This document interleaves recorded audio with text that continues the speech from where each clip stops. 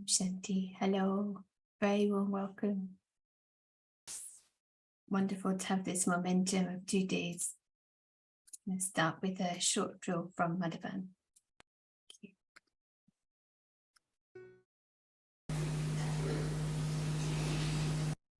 Oye, Raja,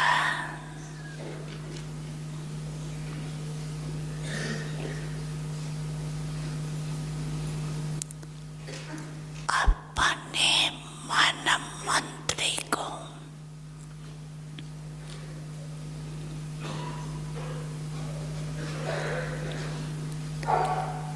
second में order कर।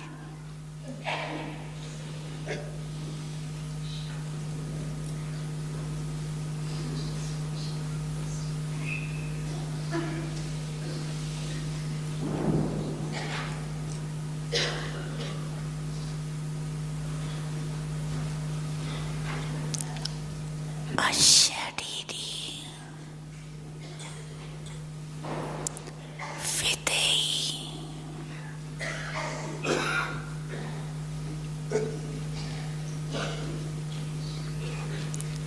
स्थिति में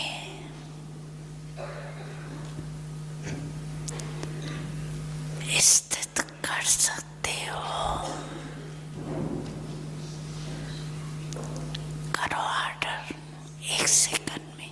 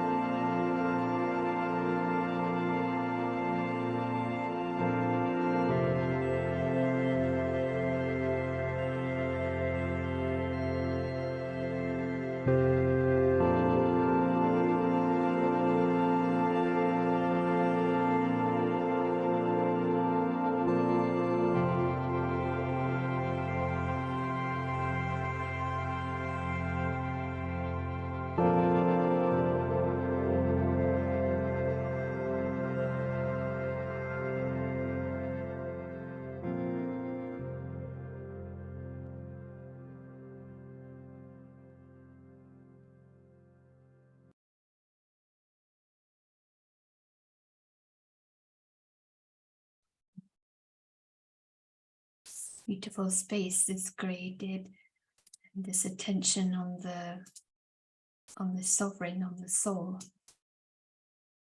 It reminds me of the image of the charioteer with the horses and the reins, that are we, the soul, are masters of these horses, but often the mind and the senses are used to going their own way.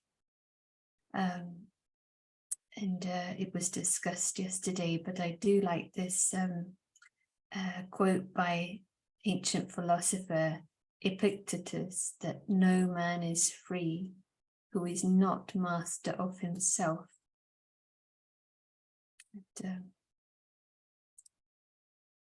it is known, but being reminded, this is the freedom, it's not anything conditional upon outside. And what I appreciated yesterday is this understanding of the problem. So the way Albert Einstein put it in his understanding, the diagnosis of the problem is often more essential than its solution. I guess implied, once you've understood, then the solution is, that's diagnosis is done, then the solution is quite logical. And so Prashant spent quite a bit of time to get the diagnosis. So looking forward to this gathering momentum and getting more sense of this mastery, the soul that can be the master. So welcome to Prashant. Hello and good morning.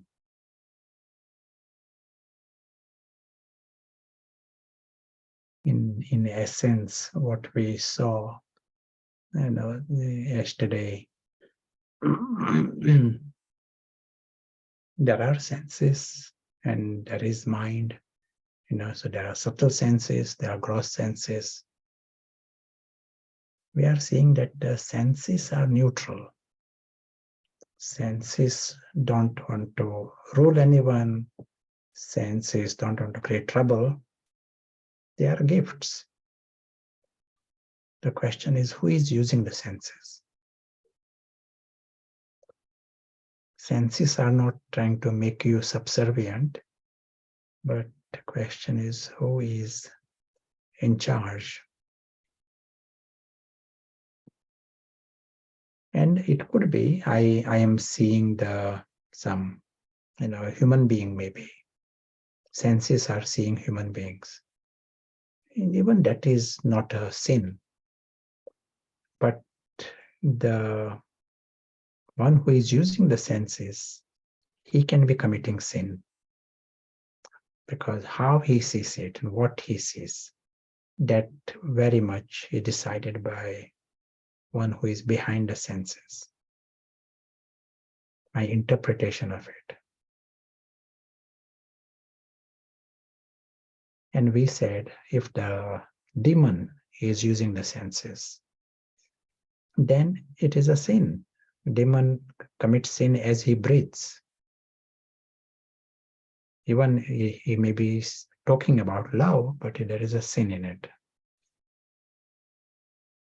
If the angel is using the senses, it is a highest karma, a blessings. So this is why our emphasis is behind the senses. So to be the master of the senses is nice and a poetic language that is used in mythology also, as you saw here, where Aristotle and Aurelius, they also talk about this. But don't know how they understand all this language. So, but it is mythological. It is a expression that is used. But we are seeing to be the master of the senses. What Baba is really saying here, the soul has to be the master. Soul conscious soul is an angel. Let angel be using the senses. And amongst the senses, the central part of all these senses is the mind. What is happening in the mind that matters. Interpretation happens in the mind.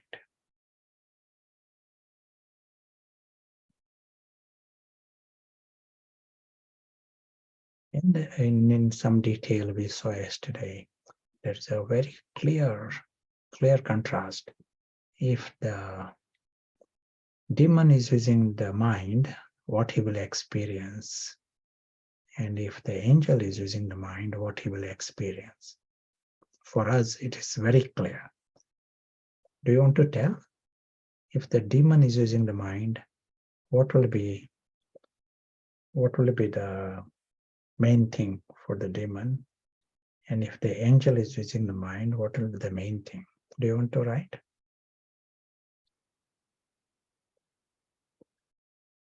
We had 24 hours of homework.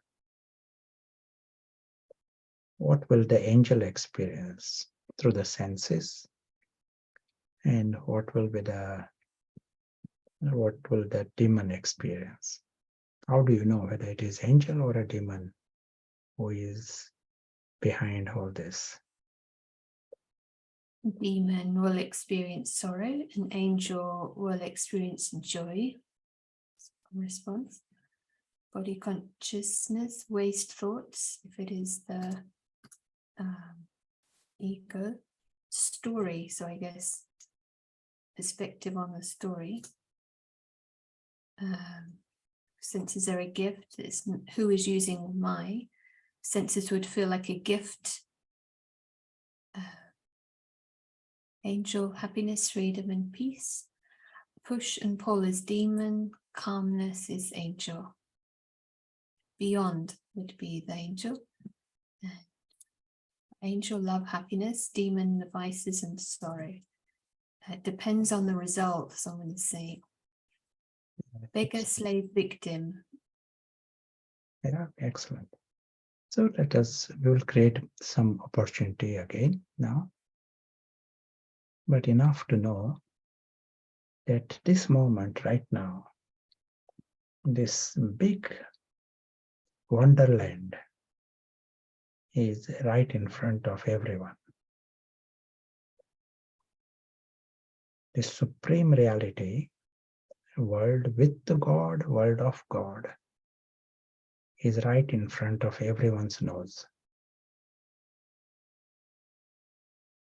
And this truth is eternal. It is not a meditation experience, it is our world. But there is a but. Demon doesn't want it. Demon is not interested in this world of God. It may be a world of happiness also, and a world of perfection, but demon doesn't want it. Demon wants to be stuck in that story. He may have to complain about it. He got things to worry about. Maybe grief, whatever, but he would rather stay there than come in the world of God. Because if he comes there, he disappears. Demon doesn't exist in the world of truth.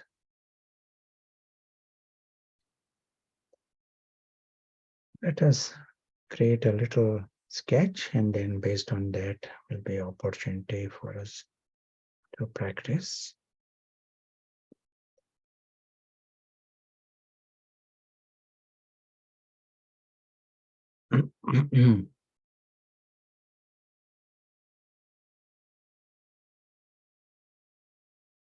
World of God and world with God.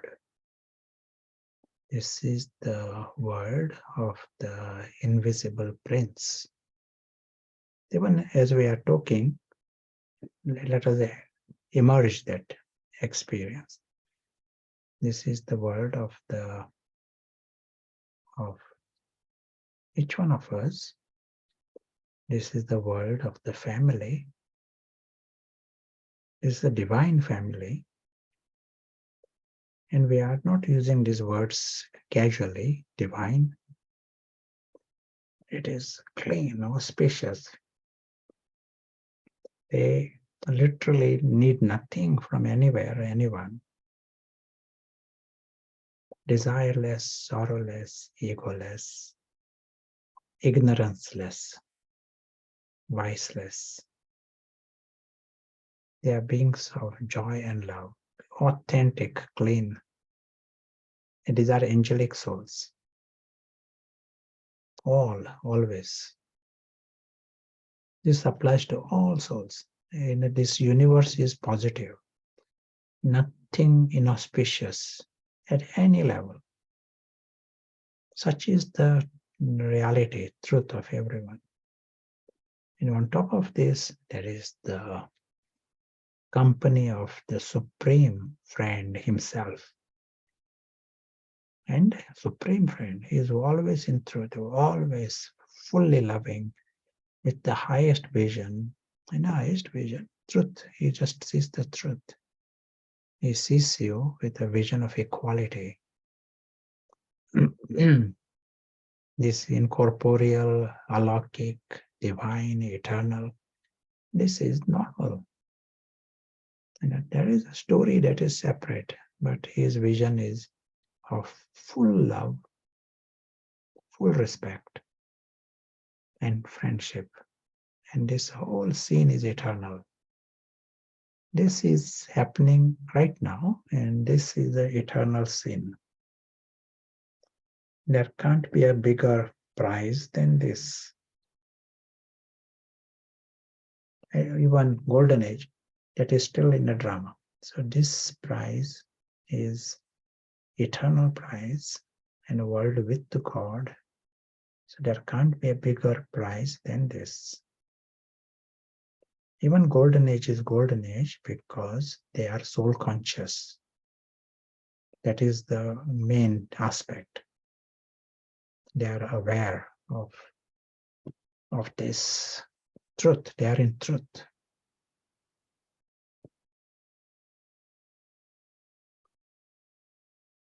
So this is when the soul is conscious, is using the mind. And senses are there. Senses are seeing something. The eyes are seeing something, ears are listening something. But the mind is seeing the alaukic and the divine. If the angel is the master.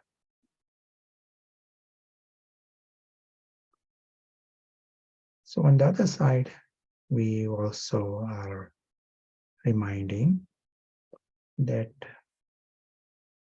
we give the example sometimes, the camel, elephant, and the dragon drama.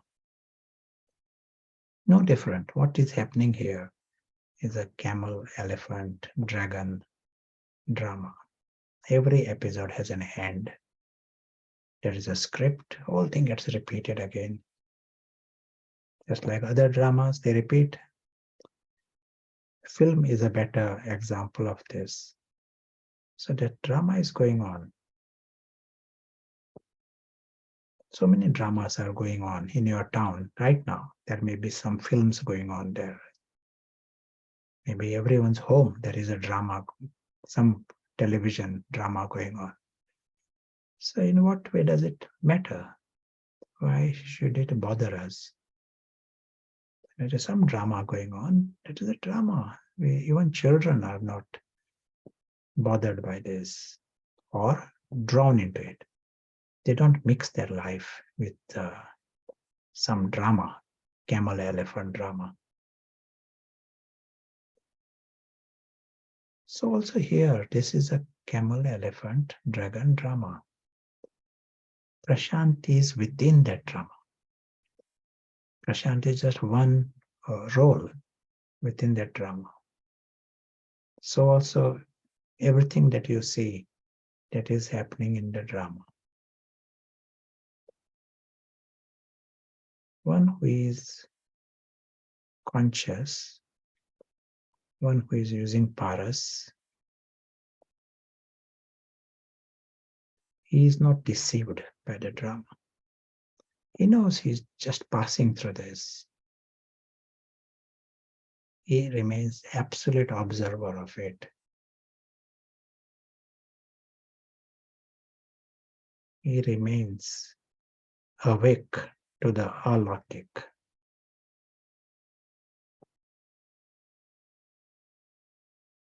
He doesn't cross the line. He's in the drama, he's observing everything, but he is not deceived.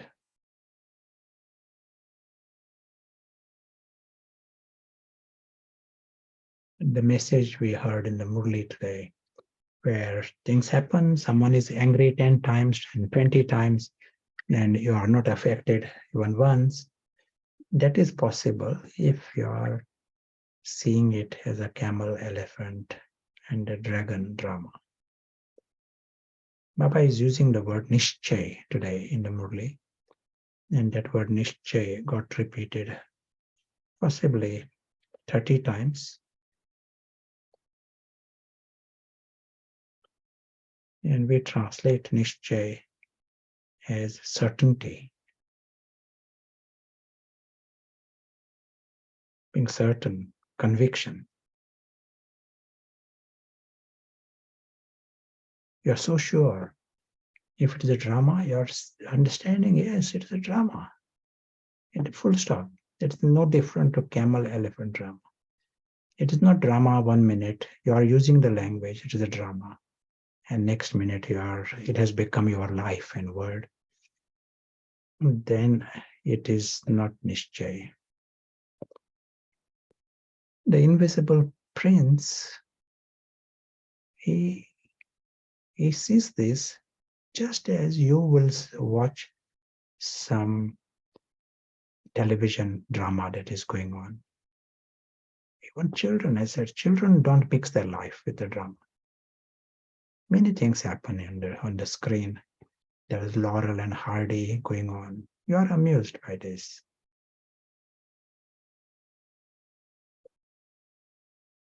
You are not neither pulled nor pushed, not disturbed by it, nor impressed that you want to buy something in it. Then you are conscious. Invisible Prince is conscious. Ego within us is embodiment of deception, embodiment of ignorance. He absolutely lives in the camel and elephant world. He has no question. He has absolute nishchay that is his world. He thinks this camel should be behaving like this, and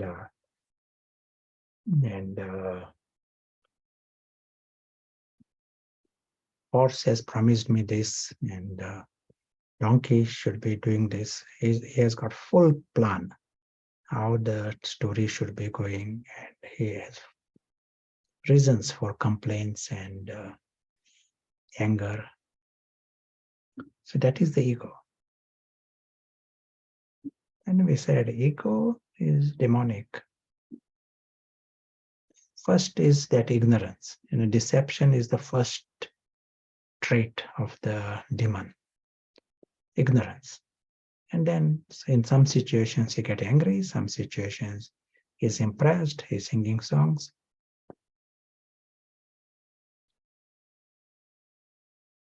And if ego is conscious, then he's using the senses, he's using the mind. This is what the copper age and iron age is. It appears completely normal. Our starting position is that it appears normal. This is what we think is. We are trying to improve the camel and elephant world. Most organizations, including religions, they want to improve the camel, elephant, and dragon. and some bad guys, they would lock them in somewhere and make a nice world. That is their idea of using, the knowledge. What is our task? Our task is come out of ignorance. That is our task. We are not trying to improve the camel elephant, but Paras means you have understood the bigger map. You know more factors now. Earlier it was mentioned, you need to know the diagnosis. To get a diagnosis, you need to have all the readings. You have to see what are the readings, different factors, and that helps you understand what is happening. So here, when you are seeing with Paras,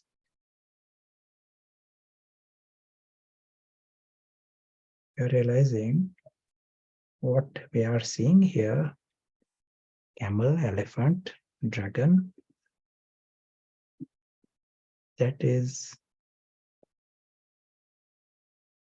a stunt. That is a performance, not worth a penny. Some drama happening on the screen of someone's house. What is its value? It is just a story. It is not affecting your life at all. You are understanding now how irrelevant that whole thing is. And you are now seeing what is really of importance, value. What is of value is alokik. Just means it is not as gross as the cardboard drama. Drama, you need to have cardboard masks and cardboard stage. This world beyond the stage is alokik. For Paras, it is normal, obvious, vivid.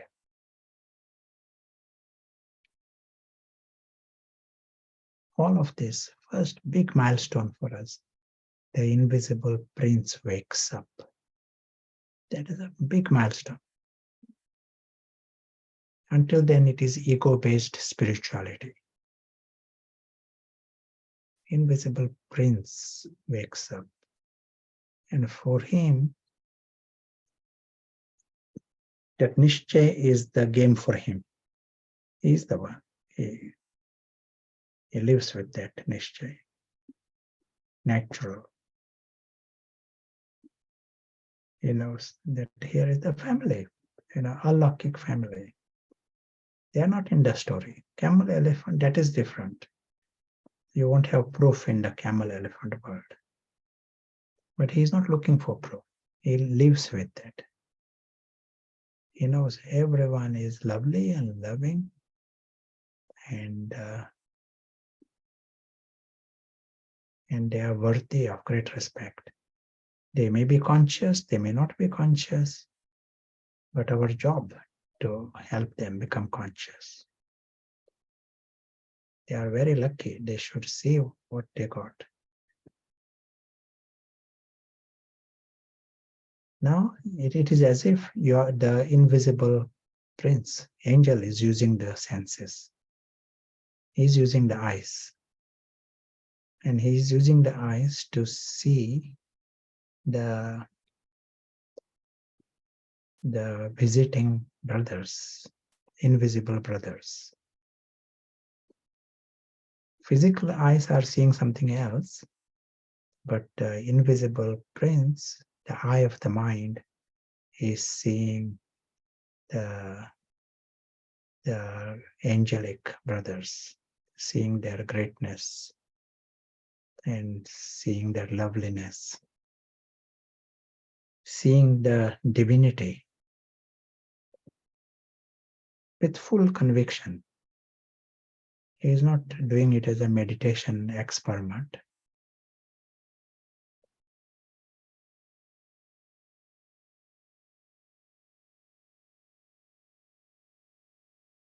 And same thing applies when he's dealing with different senses. Like say the body, you are eating food, having, and if it is left to Ravan, some heads of Ravan are absolutely dedicated to food. Food is very important for Ravan. They will be totally very active. The moment the bell rings, those heads of Ravan will be absolutely ready.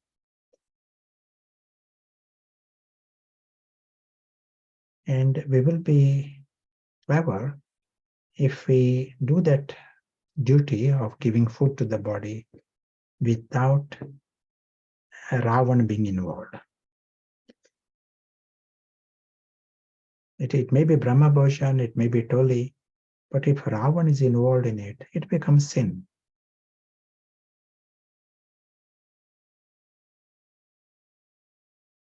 Because it feeds Ravan. Ravan absolutely loves that.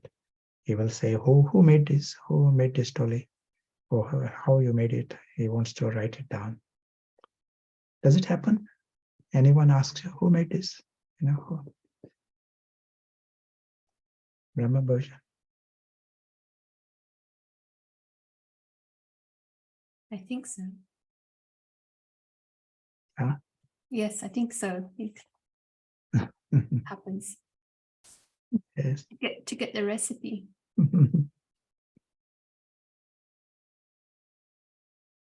So how to do this duty? You have to give food to the body. You are a trustee, but at the same time, you don't want Ravan to get a commission.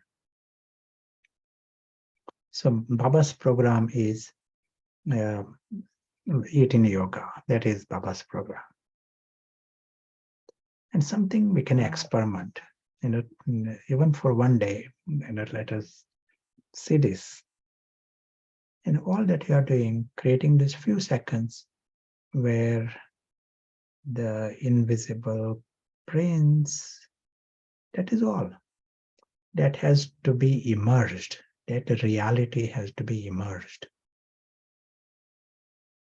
And also in the, remember this body is body that belongs to God, and food that belongs to God is given to the body that belongs to God. It's just a nice privilege for you to feed the horse. God's horse, you're giving the food. Let that awareness be there in the drama. Giving with that. So your mind is experiencing alokik, God and trustee, and alokik dimension is not forgotten. If it is Ravan completely forgets everything about alokik. His yoga, Ravan also has yoga. Where is his yoga? We said Ravan has nishchay, Ravan has concentration, Ravan has yoga. But Yoga with the yogurt.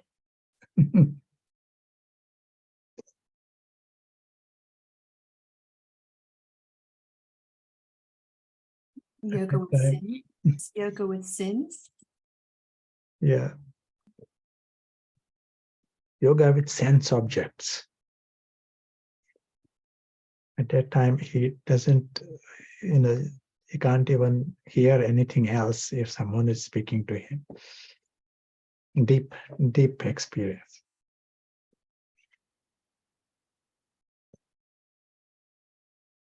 Music, music, we have music, every center, Brahmins, we buy music, but we don't buy music like the Lokik people. Listen to music because I like this music and I like this tune, and we are not doing it for that reason. We play music only during meditation, and that is like a little contradiction.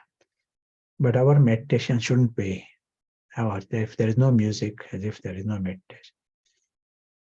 just when there are new people or something, just change of atmosphere. But emphasis has to be silence, not music. But even when there is music, again, attention is alaukic. That is emerged for you. And then you are involved with the sense objects. And music maybe is one kind, other kind. That is as if in the background.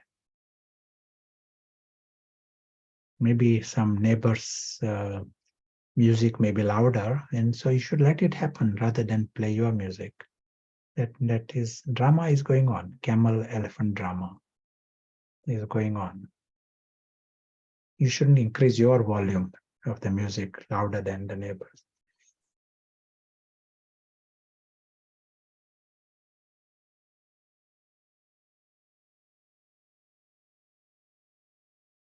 But these are all opportunities for us, to give chance to the invisible angel to be the master. It's a trainee angel, so these are these different opportunities. He is learning how to deal with this world of the senses and the world of objects of the senses without him being defeated. If Ravan takes over, he is defeated. If the angel is dealing with the whole thing, then you are victorious. We said food, yes, food. But even within that, Baba gives restrictions. Don't eat this, don't eat this. But even what you are eating, even if it may be a bland food, eat that food also in a yogi state. Ravan will go even for that. Ravan has desperation. So whatever that is there, you are dealing with, if the angel is conscious, then only you are master of the senses. We are saying if angel is not conscious, same second Ravan is conscious.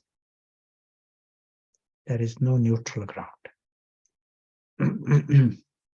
Let us hear some thoughts from you or any comments.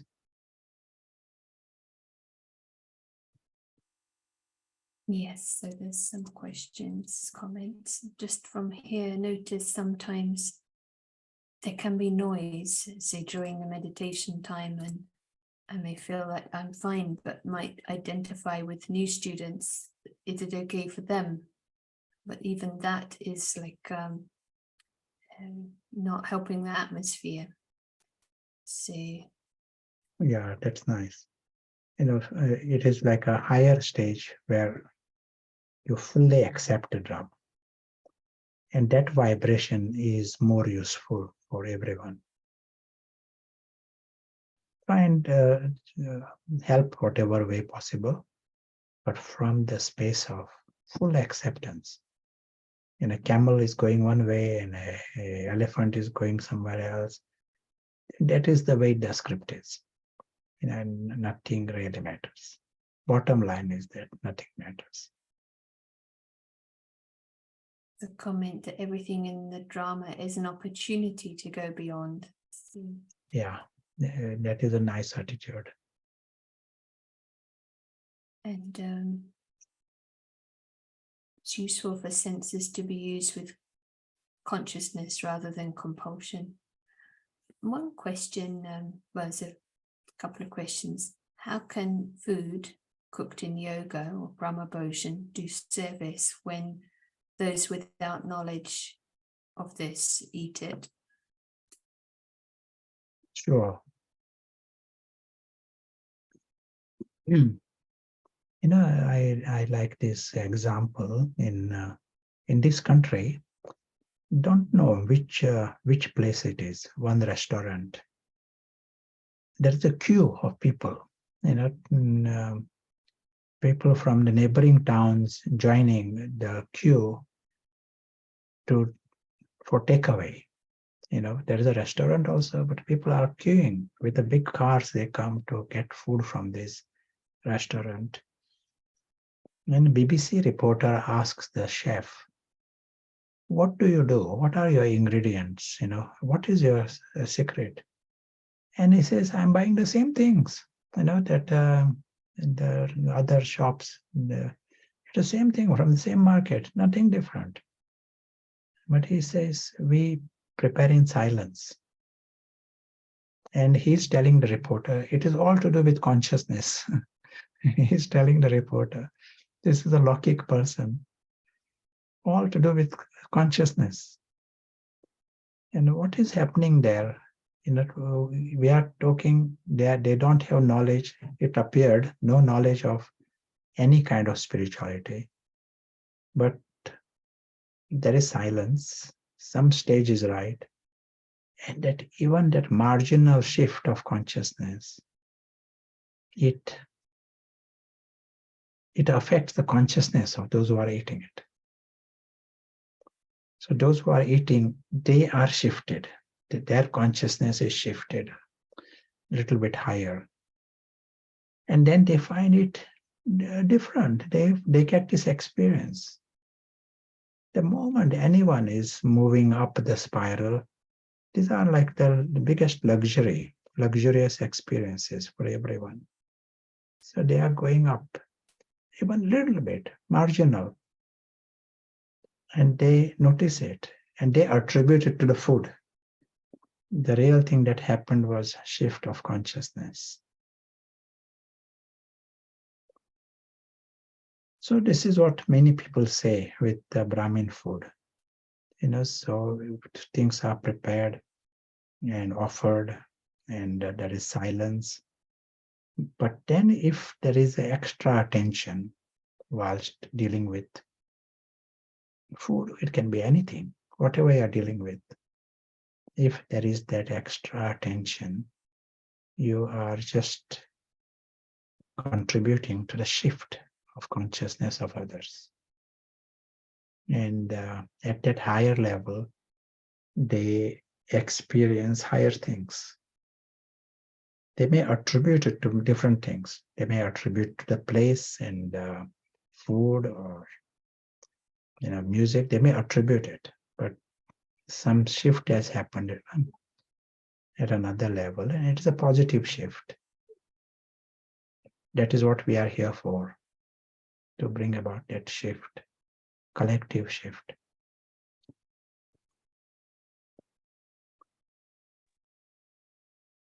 About food, and then there's also another question. Is fasting that we see in religious traditions a way to promote, or maybe it was meant to promote, the higher consciousness for this mastery? Maybe that was the intention, but do you think that Ravan comes back after the fasting in these kind of practices? In the control of the senses, these are different efforts made to tame the monster, not give him what he is asking for. Baba's method is work with the angel. What happens with them? They are not having this knowledge. They don't know how to replace Ravan. When you have the map, then it becomes a different. When you have the diagnosis, complete picture, then you get results. So you first nourish the angel. That is Baba's method. Give attention, let him be conscious, let him deal with everything that you are dealing with. And as a trustee, you are dealing with food, whatever amount you are as a trustee, you are dealing with it. And I'm not against fasting, but by itself, it is not. It will not remove Ravan, temporarily tame. But in a controlled way, someone goes for some experiences with fasting. It might give you an idea how much slavery there is. If you are, how much you can manage. More from that point of view, that may be good to experiment. But Baba's method is help the angel become conscious, and when you are giving food, be the trustee. We don't want to make the body weak. It shouldn't be the fasting actually makes the body weak. So you are a trustee, and body as a God's instrument, you want to look after it.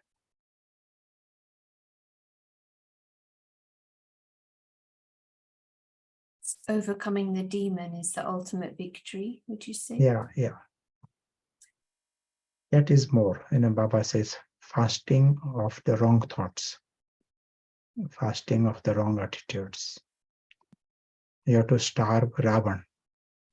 Ravan wants those thoughts. Ravan wants some, vision. You are starving. Then it is intelligent intervention. And that helps. The focus is there, and in that context, you can try different things. One question: imagine the king of the jungle wakes up, but if he has to take care of conflict between a camel and a monkey, how does he go about it? Should the king take a neutral position or be active? Sure. The most important for him is to help the invisible brothers gain victory. That is his mission. He is there to fight this dharma yuddha, battle of truth, war of truth, darkness against light. That is the war. That is his war. And that is more important for him. And his attention is at that level, how to empower the invisible brothers to get out of this darkness. And in the battle of horse and camel and elephant, whatever you, at that moment, it appears right for you, the action, that is right. Each situation is independent. And if you are actor in that camel drama, and if you feel you have to stop them, you have to walk away, you have to remain silent, whatever you feel appropriate at that time, that is right. There is no prescription, detailed prescription of what you should, how much, no. But be in the right stage, highest stage, and act. And then that's it. Don't even analyze it afterwards, why that is the way the drama was, and move away. But do not forget your real mission. Your mission is the victory of light, and to remove the darkness. Baba used yesterday the term dharma yuddha, war of righteousness. It was translated, but war of the dharma.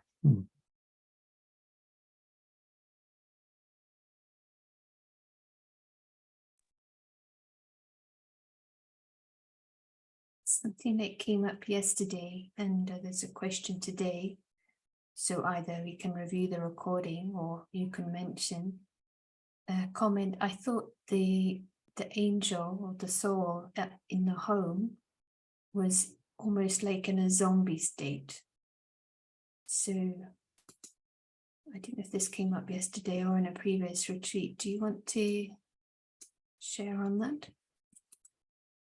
We mentioned yesterday that the soul is experiencer, and he experiences wherever he is, he experiences, and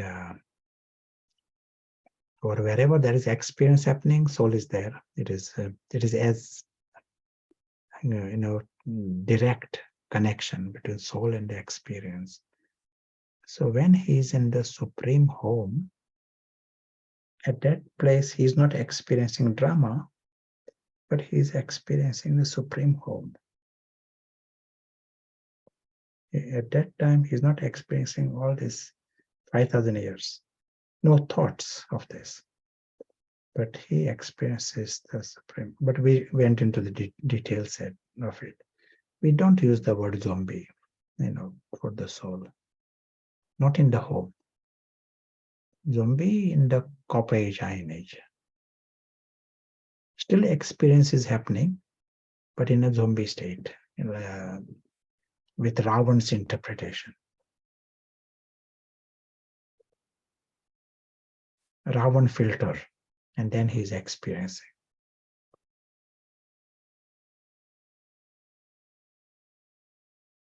Yeah, clear. Thank you. So there aren't any other questions right now. Yeah, sure. Let us come in the experience and what we spoke so far. And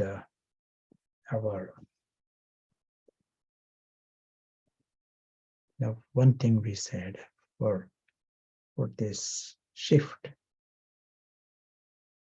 we need the environment of knowledge. Some of the sketches and all, they may help us. Just we want to remind that there is the invisible traveler. He is, that this is important. And he has a home and he has God.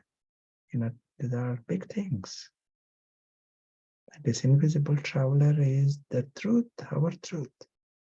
Just the knowledge. We may not even into nishchay even, just reminding. So that is the first step.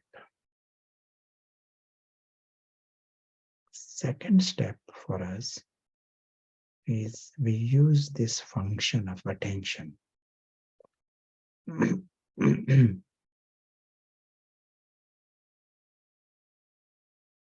It is a precious thing. We can direct attention where we choose. We might know many things, but attention directs where we want to choose. Ordinarily, all this attention and all is used by 10 heads. And 10 heads, they are all in that pot, churning the story. It is not totally innocent. All of that feeds different heads of Ravan. That's why the attention is used by Ravan ordinarily. Here we are directing the attention to the world beyond.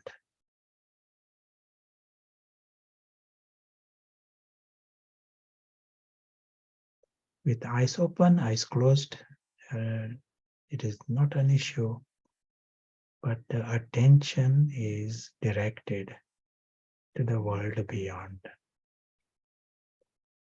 And world beyond, first thing is this expanse of light. We see it in red color.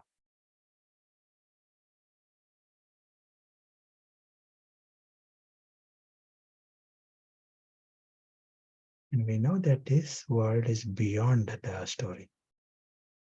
So there are no thoughts of the story when we are here.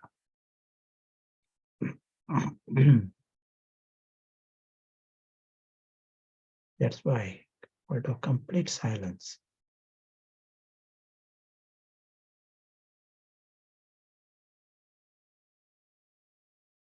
Aware that this is the world, home of the family. They are like the stars of this sky,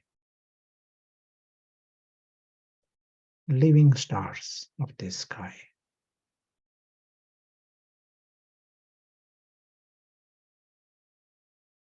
All this time, it is just our attention. And we have just directed attention to this.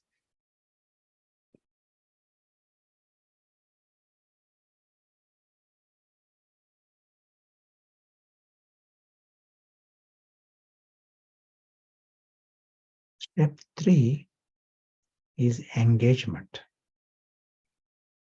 So we are getting engaged in this world. Deeper involvement. We are seeing the sky, but this time we are in that expanse.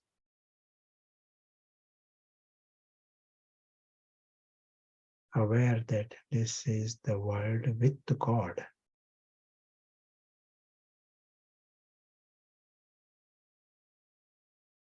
All like living stars.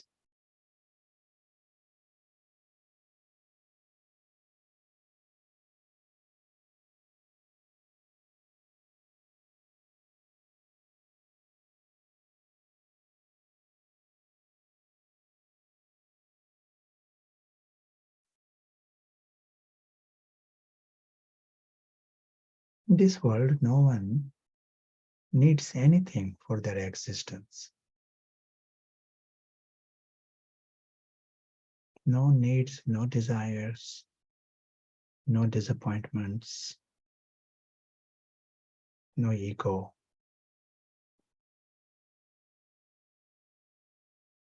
no sorrows. So in a true sense, a divine reality, divine world, auspicious.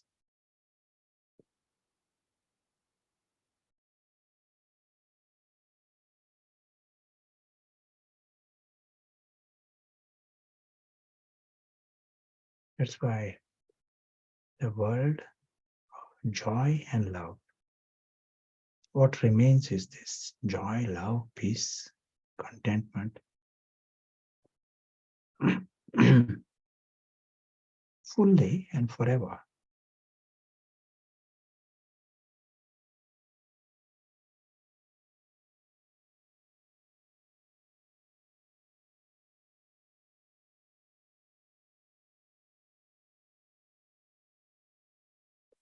On the other side, far, far away, we know of the story.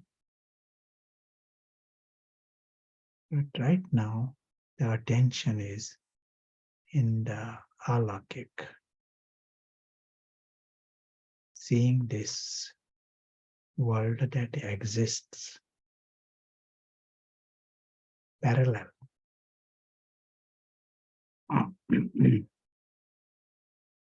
This environment, alakik environment, favors the soul, helps the invisible soul to become conscious.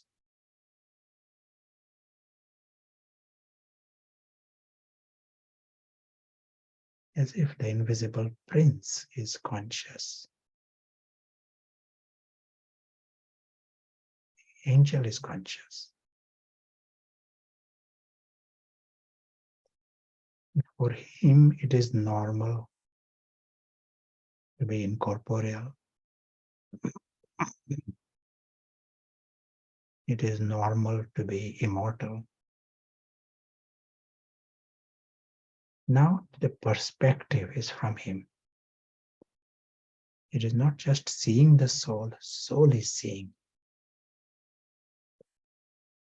It is normal for him to see his complete independence from the story, complete independence from the role. There is temporary role in that story, completely independent. That story may finish, role may finish. That is story. His world is beyond harm.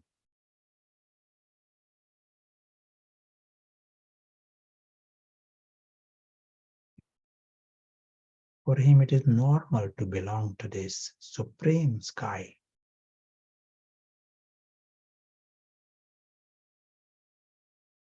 Normal to be from the family of God.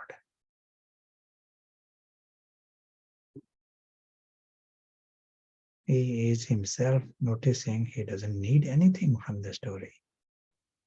It doesn't appear like a big thing to be desireless and egoless. It appears absurd to create ego in that story.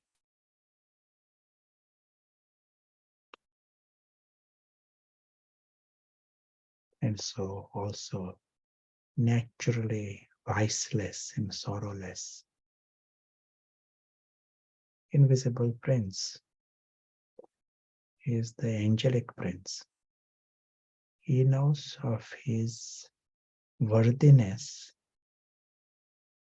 belong to God, worthy to be loved by God. Eternal worthiness. And he also knows everyone is worthy and everyone is lucky. He just knows this dimension that already exists. Everyone is already lucky and everyone is already worthy. Just that he has woken up to see it.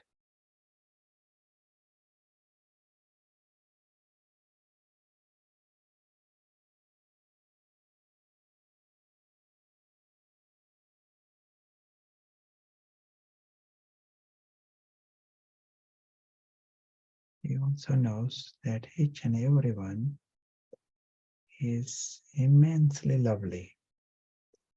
His universe is a positive universe on an extraordinary scale. All are lovely.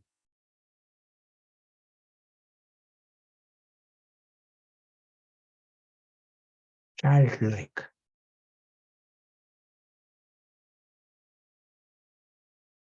First thing they know, they are beyond harm. Nothing can harm them from anywhere. Nothing in the three worlds can harm them.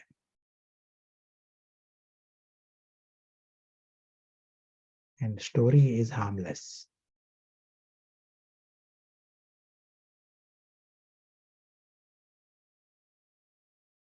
For the ego is constantly thinking of harm of some kind, whereas the invisible soul knows nothing can harm him, even the slightest, and that the story is harmless.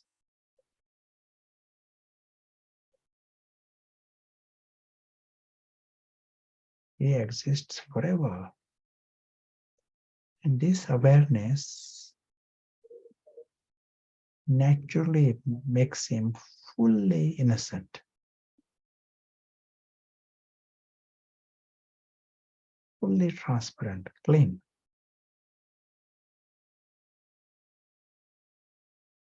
Never a victim, never a beggar, always angel, always a prince.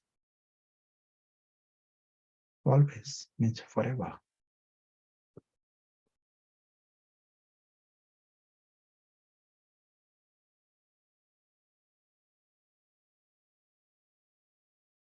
On one hand, childlike, other hand, godlike. Such is this universe. That's why positive universe.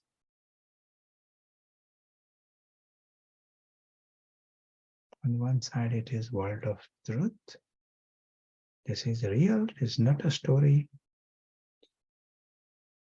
It is world with the God, company of God, and love from God. World of the divine family, world of immortality, world of joy, love, world beyond harm.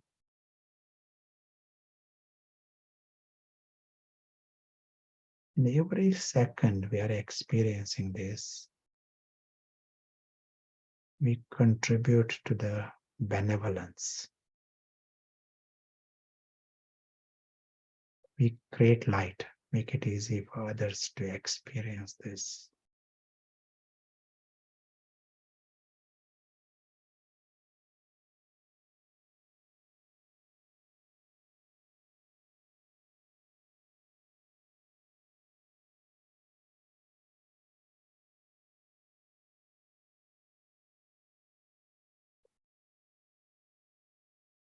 As we go through our journey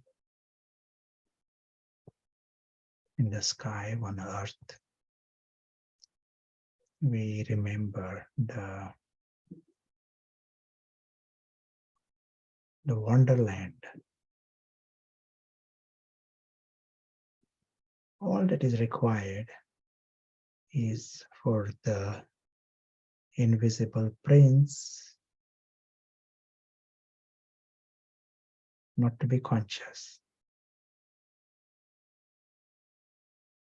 That is all that is required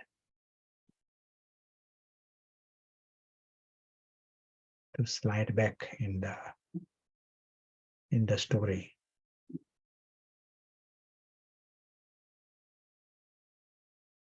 As long as the invisible prince is conscious, he automatically becomes yogi also.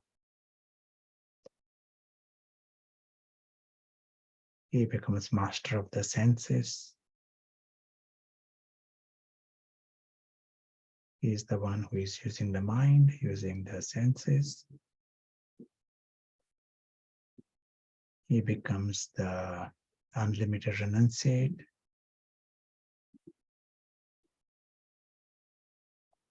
It becomes easy for him.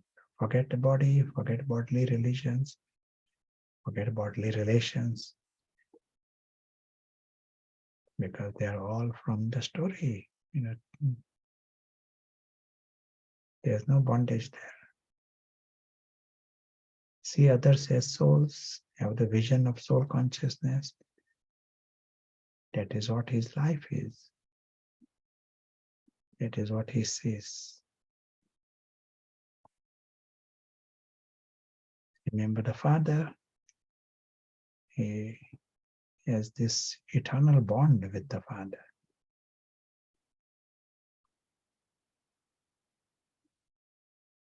Company and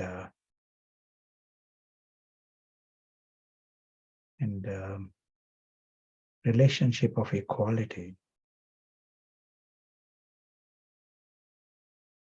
auspicious bond. Serve through the mind, do the service, create Sakash. Just invisible prince remains conscious. Everything is in place.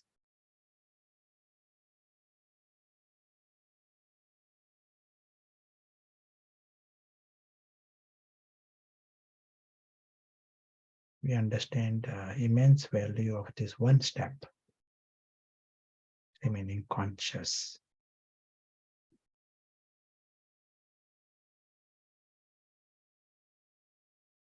And create the environment of light to help the invisible prince remain conscious. Thank you.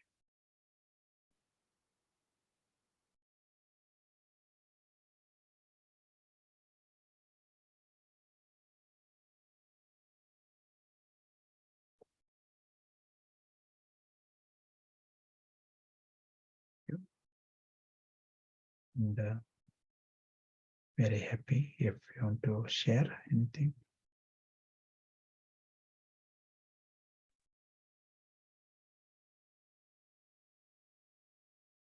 Putting the steps in the chat. Very beautiful to see the practical side of building engagement, or first knowledge reminder, then the attention, and that creates the environment through engagement that the soul is naturally experiencing his world. So something to play with, and using maybe even writing, whatever helps to help this engagement. There aren't any questions as such right now. Could be a time to pause for rooms, unless. Yeah, sure. I was thinking you can say if this would be a good point to discuss. So the prince is the one who can be the master of the mind. What are the practical methods for keeping the invisible prince awake? And second part, what are the methods to overcome the invisible enemy who doesn't want the environment of light? Do you want to add to that, or? Yeah. Now, this is what during the break. Yeah, is that okay? Nice, very good. Okay. So we'll just pop that in the chat. It's not too long. Translators. And invitation to share, but also maybe having also attention on the awareness while the room scene is playing out. So enjoy, and we'll see you in just over 10 minutes. Thank you.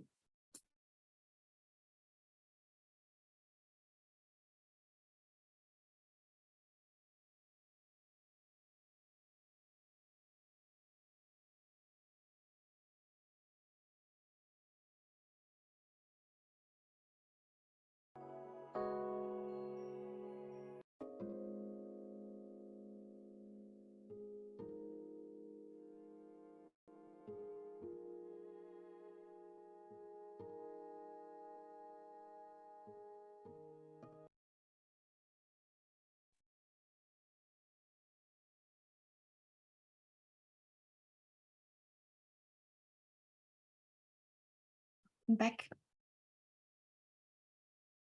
There was enough time, and you could share. Let's have a minute to this engagement, and focus on whatever helps the prince stay awake.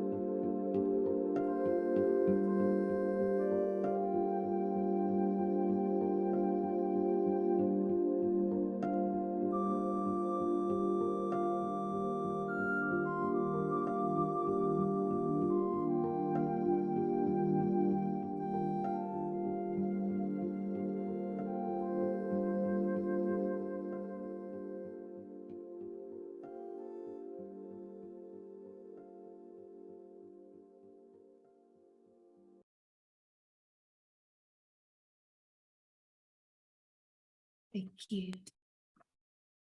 We hear some thoughts from Constantina, who's connecting with us today from Bristol.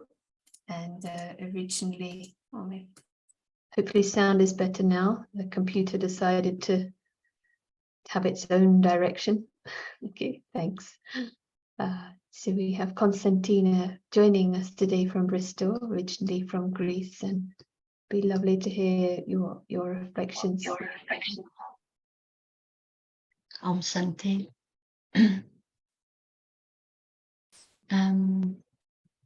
Just reflecting on the importance of keeping the story small. And I was thinking a nice way to start is to think that the story can never give us of anything of lasting value. Nothing in the story, even when it's good things happening in the story, can make us feel meet our needs to feel safe, to feel secure, to feel loved, to get that sense of peace. So, because everything is fleeting, nothing is stable there. And then move to the realization that it's only the truth of who we are that actually can set us free. And Baba in the Muli so often give us practical ways to deal with the story, mainly because the story is where the ego operates, is the field where ego thrives. And when ego feels under threat, it will do anything it can to restore itself. So our opportunity is, while we are in the story, to be able, I suppose, to bring light. Belinda was reflecting yesterday on how can we strengthen the experience of the soul, why we are in action, why we are in the physical world. And I think these opportunities that they come up in the story are good experiments to bring the light and nourish the soul. It's every time, we can dissolve the ego. For example, Baba says that when somebody criticizes you or blames you, try not to retaliate. Go back to a place where you says do nothing, but actually it's more than do nothing. It's the hardest thing to do, really. If we think about it, for the ego, it's almost impossible. So it involves tremendous strength to step back and go beyond the, behind the line. And it might feel uncomfortable to begin with, but I think that's why it's worth going through these experiments. Something else more transformative happens in a situation. And it doesn't mean that we are passive. I think what Baba means is don't involve ego when other people's ego are in charge. Another thing that Baba says is put a full stop. Don't analyze, don't ask why. When something happens in the story, don't get drawn into it. And again, I was looking at the sketch that we were just seeing, and I was thinking that's a lovely way of actually watching whatever is happening on stage, but from the experience of the home. So so whatever then happens, I still in the experience of being safe. That's what's the experience of the soul being at home. It's the experience of being immortal, of being safe, of being a point of light. So a point of light can never feel criticized. It's not possible. So it's maybe try to filter whatever is going on stage through the experience of being at home. So remembering this, experiencing this key experience the nature of the soul.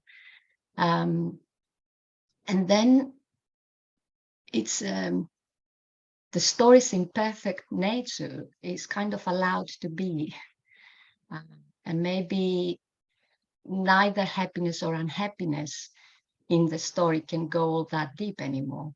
And maybe, you know, regardless of the nature of what's going on stage, we remain relatively undisturbed, because in the background, there's always the peace of home.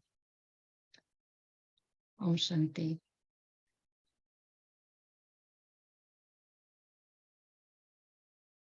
Really appreciate. Thank you.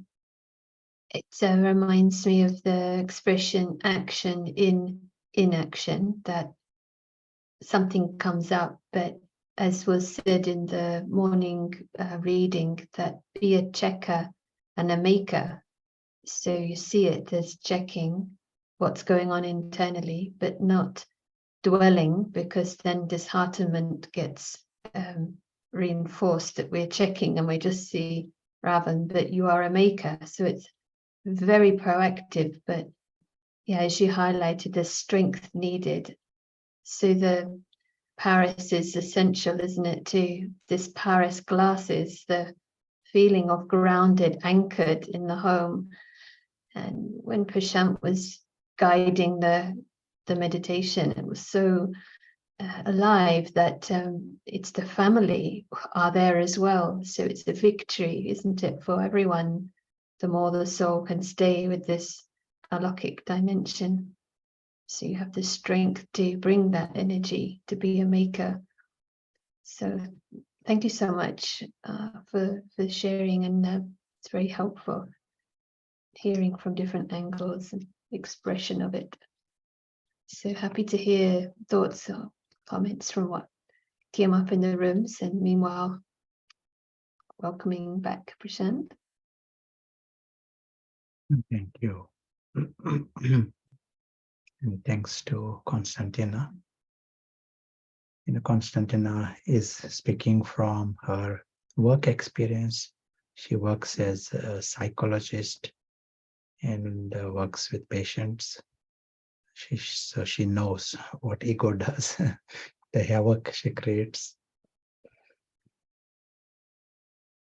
You know, most of the psychology that that we are dealing with is ego-based. Copper age, iron age is ego-based life. We please each other's ego, and we are into conflict with each other's ego. Just in building from what Constantina was saying,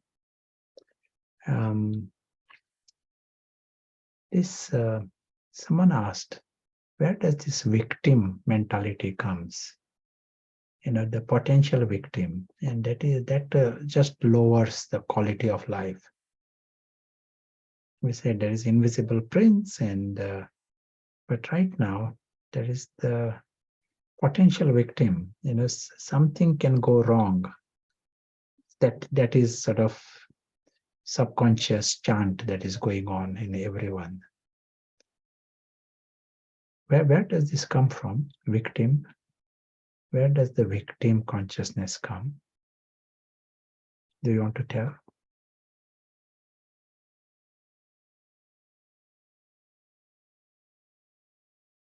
What is the first beginning of the victim?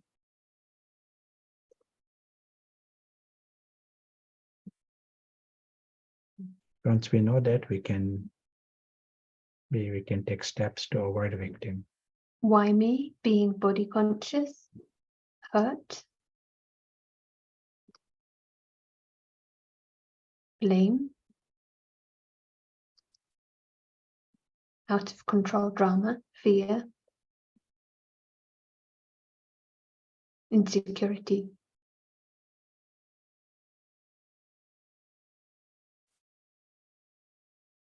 You know, when on earlier sessions we said, this box here, camel, elephant, dragon box, it comes with a label, And that label is unpredictable.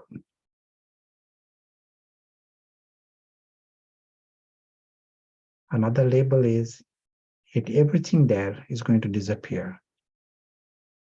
There is an end to it. It comes with this label. And the invisible prince is dealing with it. He's traveling, he's acting, he's dealing with it, observing. His wisdom is don't create any bondage. Don't tie yourselves with something that is unpredictable and something that is going to end.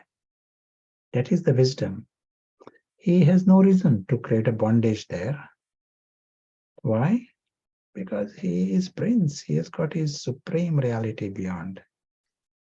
He has world of wonder, wonderland. Why does he need to grab anything here? And especially when it doesn't even belong to him. And even children don't create bondage where if they're watching a film or cartoon, they don't create bondage. They know that is a different thing. And they stay in the world of mommy and daddy. So here the message to our prince here, eternal prince, stay in your honor. Don't create any bondage. The moment he creates bondage, then he is a victim. He can lose. And in that confusion, he thinks answer to this victim is create more bondage. And he is then into a complete mess. That is the story of these angels who are trapped. And Baba's job is to undo this web. Invisible princes have to come out of this web. But Baba also tells it's a game of a second. Good for us to know when we are in that state, when we get into the wrong position, when we cross the line, then we are in that victim mind. It is constant. And victim, what happens in the psychology of the victim? Victim always looks for dangers.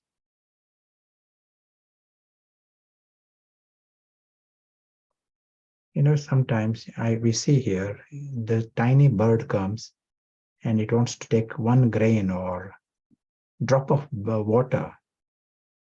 But before taking a drop of water, it spends half a minute sometimes just checking, turning the head left and right and up and down and just seeing if anybody is there trying to eat it. Any predator around.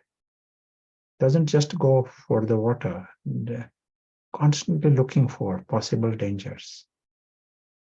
So also more the ego comes and bondages come, is more of the victim. Victim becomes bigger and then he is more paranoid. And this is why the negative thinking increases. He ignores all the wonders of this story and he just holds on to why someone criticized his shoes last year, that he holds it. He has no time for anything positive.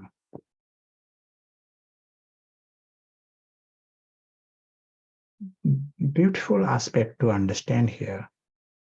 We can bring victim to zero. Just understanding. Light, knowledge has power to bring victim to zero.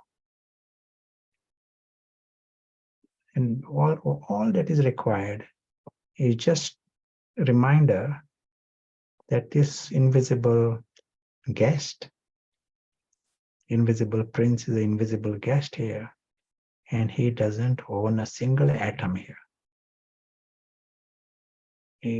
He owns nothing in that story. Not one atom belongs to him.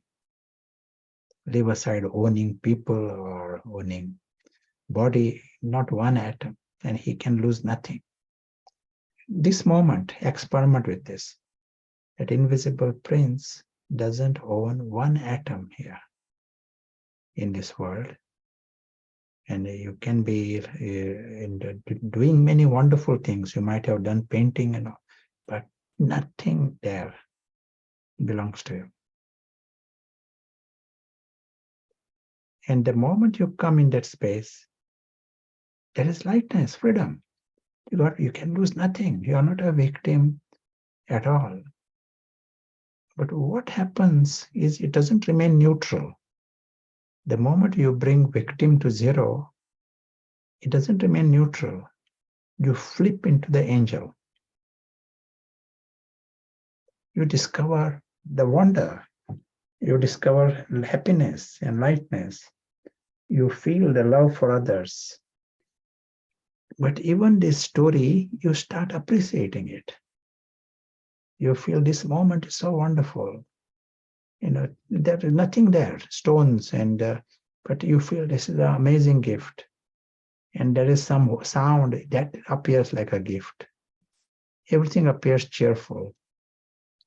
All that you have done is bring victim to zero. We have got this, in physiology, human physiology, there is a law, and that law is called all or none. In the body, there are certain things in our body, either it works or doesn't work.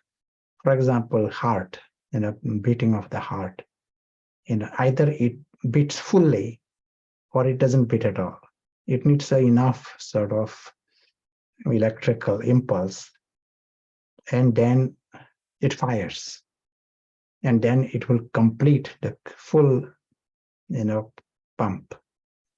But otherwise, if the electric the power is not enough, it will not beat at all, not do a little bit.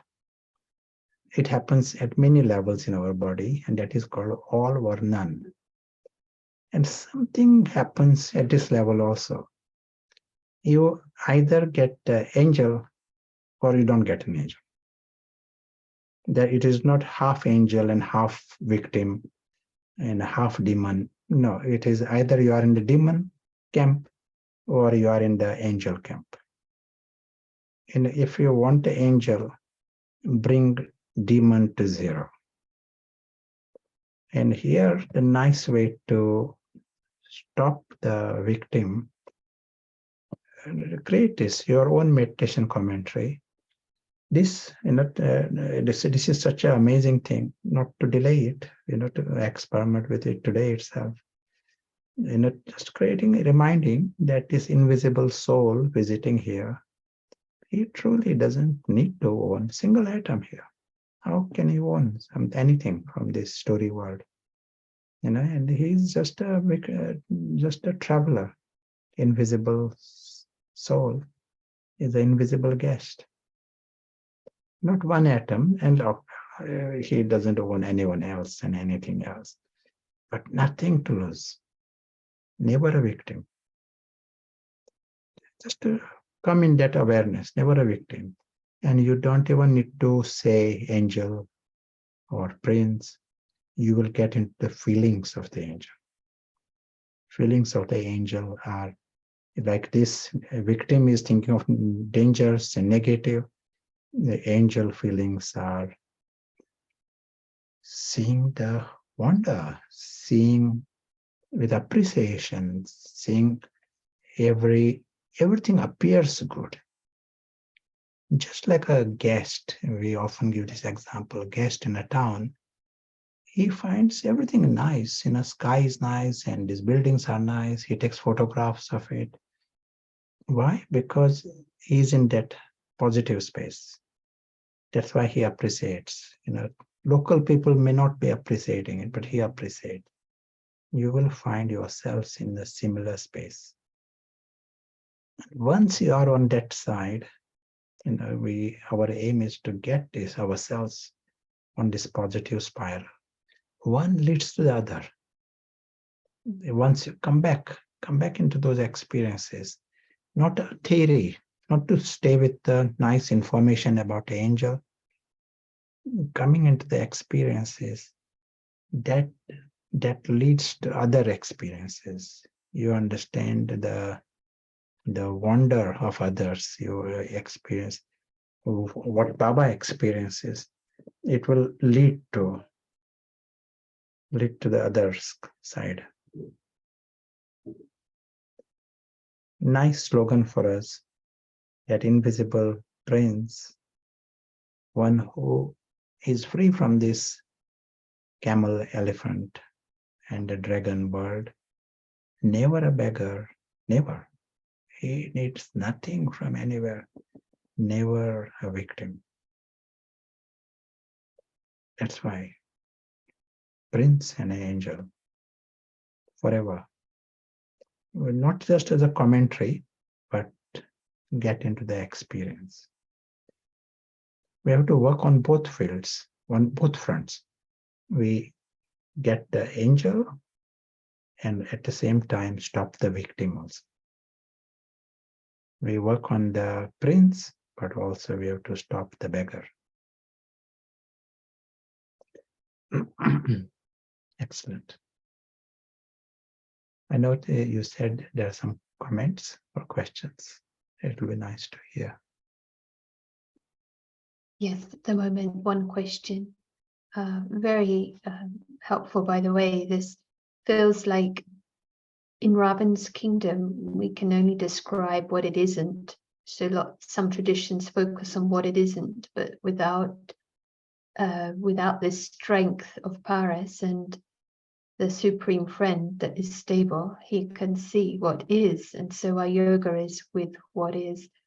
And very nice analogy of the all or none, something to reflect on. Question around sensitivity in hearing. So there's maybe some of us more than others are sensitive to that. Do you have any practical ways to strengthen that inner peace and silence when the physical noise in the story can be very demanding and competing for our attention? It's the person saying there is progress, but it can get quite challenging at times. Any comments? Yeah, sure. The nice fun is to see it as a specially made performance for you. Or the invisible prince is a vulnerable audience of this theater.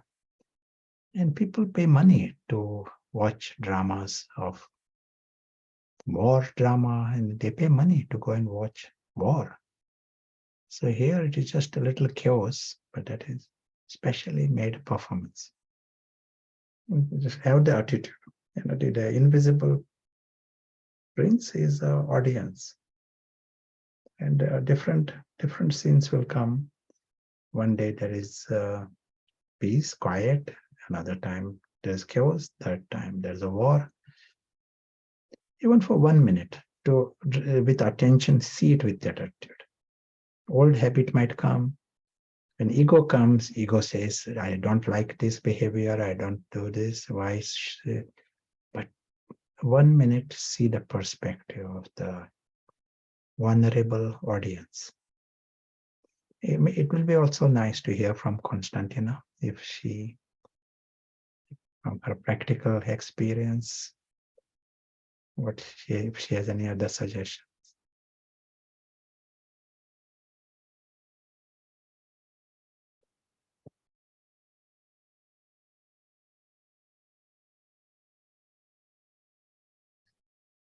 Om Shanti.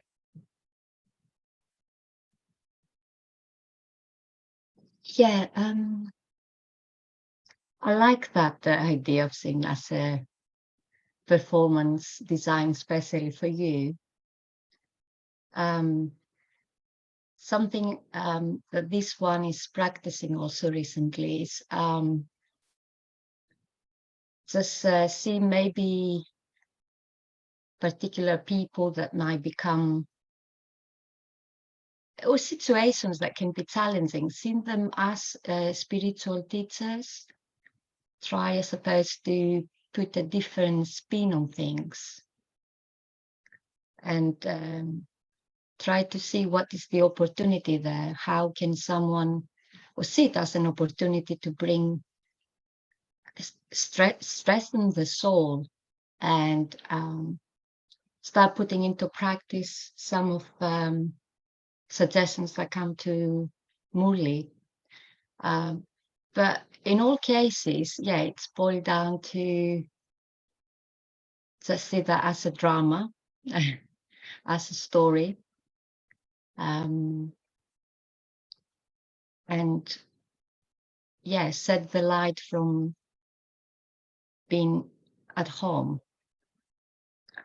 Yeah.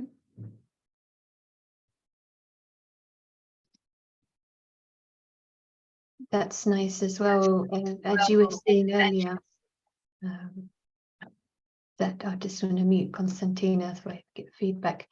Yeah, the feeling of the comfort of the home, and it came in the Murli. It was 21st of May, and Baba said there is the sweetness of the climate.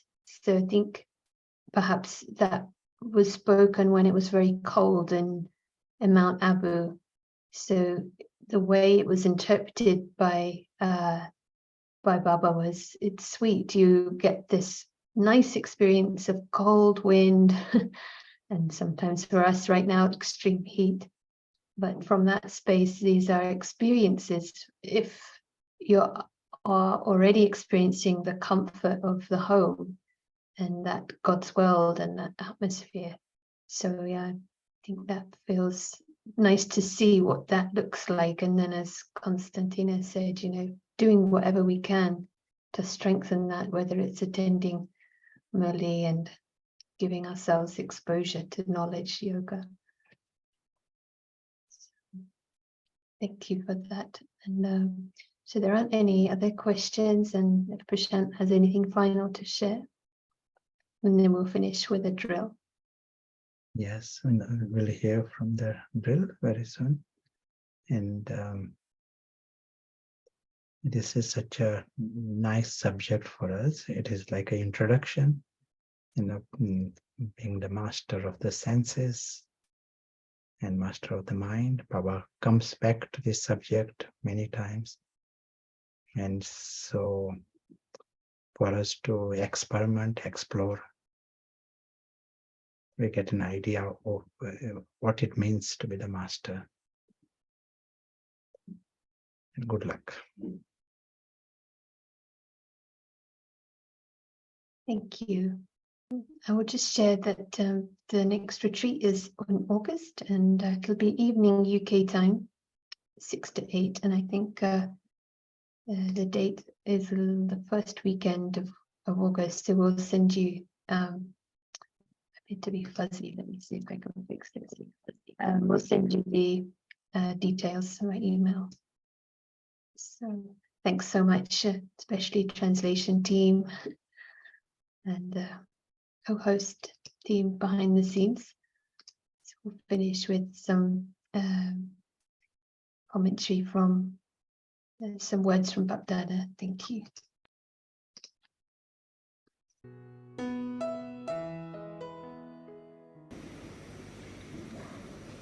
मन बुद्धि संस्कार तीनों के मालिक बन order करो sweet silence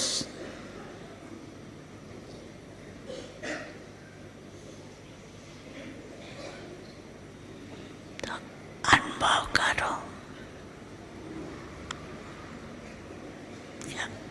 order करने से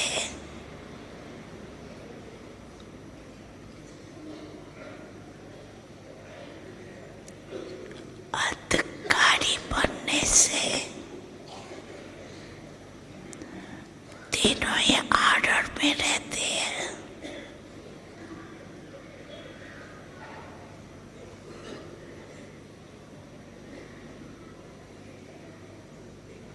अभी अभी अधिकारी की स्टेज पर